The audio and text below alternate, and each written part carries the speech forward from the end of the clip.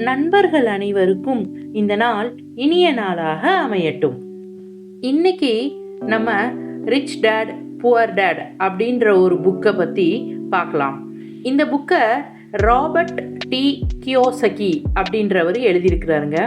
இது ஒரு personal finance book. அதாவது எப்படி நம்ம ஃபினான்ஸை மேனேஜ் பண்ணணும், நம்மளுடைய வரவு செலவுகளை அப்படின்றத பற்றி அவரோட எக்ஸ்பீரியன்ஸை பேஸ் பண்ணி ராபர்ட் அந்த ஆத்தர் எழுதின புக்கு. இந்த புக்கை 1997 ஃபர்ஸ்ட் பப்ளிஷ் பண்ணாங்க. ராபர்ட் இந்த புக்கில் 2 ஃபாதரை பற்றி பேசுகிறாரு. ஒன்று அவரோட பயாலஜிக்கல் ஃபாதர், அதாவது அவரோட சொந்த அப்பா. இன்னொரு ஃபாதர் அவரோட ஃப்ரெண்டோட அப்பா.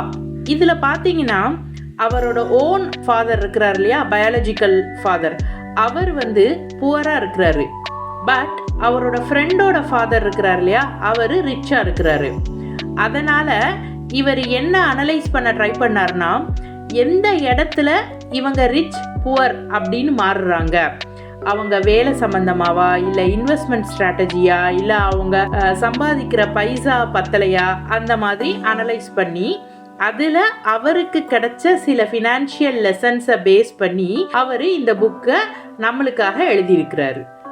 இதில் ராபர்ட் என்ன சொல்லியிருக்கிறாரு அப்படின்னா, ஒரு புவர் டேடோட பெர்ஸ்பெக்டிவ் எப்படி இருக்கும் அப்படின்னு சொல்லி எதை சொல்கிறாருன்னு கேட்டிங்கன்னா, அவங்களோட குழந்தைங்கள ஸ்கூலுக்கு போங்க, ஒரு வேலை வேணும், மாத சம்பளத்துக்கு ஒரு வேலையை பிடிக்கணும் அப்படின்னு தான் சொல்லி வளர்க்குறாங்க. இது ஒரு ரிச் டேட் அவங்களுடைய பெர்ஸ்பெக்டிவ் எப்படி இருக்குது அப்படின்னு சொல்லி கேட்டிங்கன்னா, தன்னுடைய மகனுக்கு மணியை எப்படி செலவு செய்யணும்னு அவங்க சொல்லி கொடுக்குறாங்க. ஃபினான்ஷியல் லிட்ரஸியை பற்றி சொல்லி கொடுக்குறாங்க. எப்படி மணி ஏர்ன் பண்ணணும், எப்படி அதை இன்வெஸ்ட் பண்ணணும், எந்த மாதிரியெல்லாம் அதை செலவு பண்ணணும் அப்படின்னு சொல்லி கொடுக்குறாங்க. இந்த பாயிண்டில் ராபர்ட் என்ன சொல்ல வர்றாரு அப்படின்னு கேட்டிங்கன்னா, எஜுகேஷன் கண்டிப்பாக முக்கியம்தான், ஆனால் ஃபினான்ஸ் பற்றின எஜுகேஷனும் மிக மிக முக்கியம் அப்படின்னு சொல்கிறாரு. ரெண்டாவது, ஒரு அசட்டுக்கும் லையபிலிட்டிக்கும் உள்ள டிஃப்ரென்ஸை பசங்களுக்கு சொல்லிக் கொடுக்கணும். அதாவது அசட் அப்படின்னா நம்ம வச்சிருக்கிற ஒரு வீடு, இல்லை ஒரு இன்வெஸ்ட்மெண்ட், இல்லை ஒரு ஸ்டாக், ஒரு பிஸ்னஸ், அதையெல்லாம் அசட். இது லையபிலிட்டி, அதாவது செலவுகள் அப்படின்னு சொல்லி பார்த்தீங்கன்னா, ஒரு கார் லோன், ஒரு மார்ட்கேஜ் லோன், இல்லை ஒரு கிரெடிட் கார்டுடைய கடன், இது எல்லாம் லையபிலிட்டி. இப்போ பசங்களுக்கு நம்ம என்ன சொல்லி கொடுக்கணும் அப்படின்னு ராபர்ட் சொல்கிறாருன்னா, நம்ம பிள்ளைங்களுக்கு நம்ம எப்படி ஒரு பாசிவ் இன்கம் ஜென்ரேட் பண்ணணும் அப்படிங்கிறத தான் சொல்லிக் கொடுக்கணும். இன்ஸ்டெட் ஆஃப் கடன் வாங்க சொல்லி கொடுக்குறது இதெல்லாம் இல்லாது, எப்படி ஒரு இன்கம்மை ஜெனரேட் பண்ணணும், பாசிவ் இன்கம், ஆக்டிவ் இன்கம் அப்படின்னா என்ன, அதை பற்றி சொல்லி கொடுக்கணுமே தவிர கடன் வாங்குறதுக்கு சப்போர்ட் பண்ணவோ இல்லை வாங்க வைக்கவோ கூடாதுன்னு சொல்கிறாரு.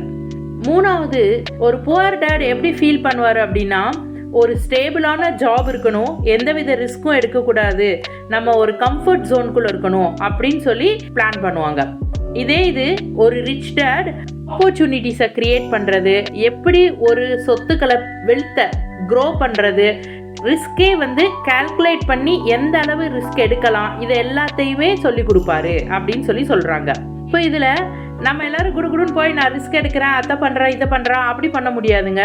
இந்த வேலையை செய்யும்போது என்னால் எவ்வளவு தூரம் ரிஸ்க் எடுக்க முடியும், எனக்கு கையில் ரொம்ப கஷ்டம் வராமல் ஒரு சின்ன லெவலில் என்னால் ரிஸ்க் எடுக்க முடியும் அப்படின்னா அது எவ்வளவு அப்படின்றத கால்குலேட் பண்ணி அந்த அளவு தாராளமாக நம்ம ரிஸ்க் எடுக்கலாம்.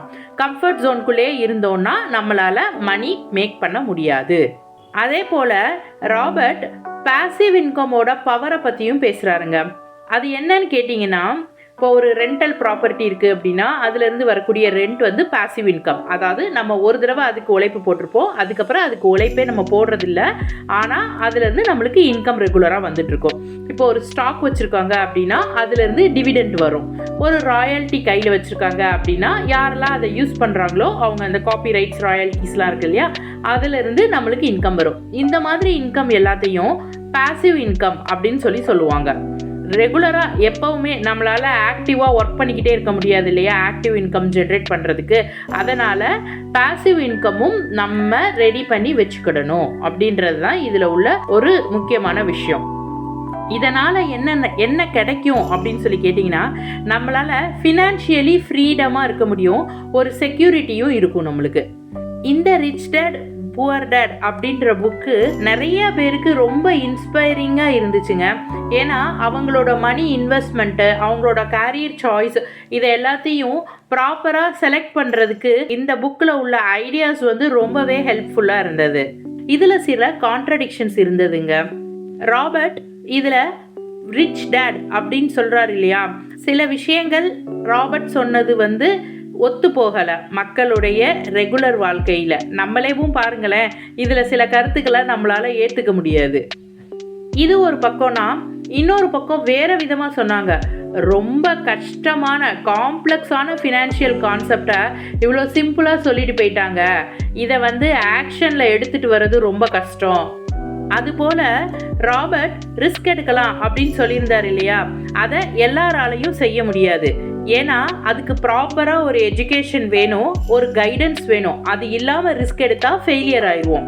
ஸோ இந்த 3 விஷயமும் ராபர்ட் சொன்ன விஷயங்கள்லேருந்து மாறுபடுது அப்படின்னு சொல்லி நிறைய கருத்துக்கள் எழுந்து இன்றைக்கும் அதை பற்றி பேசிட்டு தான் இருக்கிறாங்க ஃபினான்ஸ் இண்டஸ்ட்ரியில். ஸோ நம்ம இதிலிருந்து நமக்கு தேவையான, நம்மளுக்கு சூட் ஆகக்கூடிய விஷயங்களை பற்றி யோசித்து அதை நம்ம பிளான் பண்ணி ஒர்க் அவுட் பண்ணலாம். ஆனால் சில விஷயங்கள் நம்மளுக்கு ஒத்து வராது, அதை நம்ம ஒதுக்கி வச்சிடலாம். பட் இந்த புக் ரொம்ப நல்ல புக்குங்க. ஃபினான்ஸ் பற்றி நிறைய விஷயங்களை நம்ம படிச்சுக்கிடலாம், தெரிஞ்சுக்கிடலாம். உலகம் எந்த மாதிரியெல்லாம் யோசிச்சுட்டு இருக்கு, எதை நோக்கியெல்லாம் ஓடிக்கிட்டு இருக்காங்க அப்படின்ற விஷயங்கள் எல்லாத்தையும் இந்த புக் மூலமா நம்ம தெரிஞ்சுக்கிடலாம். நம்மளும் நம்மளுடைய குழந்தைகளுக்கு ஃபினான்ஸ் பற்றின எஜுகேஷனை இப்போத்துலேருந்தே சொல்லிக் கொடுப்போம். எப்படி பணம் சம்பாதிக்கணும், எப்படி அதை சேமித்து வைக்கணும், எப்படி அதை மேனேஜ் பண்ணணும், இதை எல்லாத்தையும் சொல்லிக் கொடுப்போம். வாழ்க்கையில் வெற்றி அடைவோம்.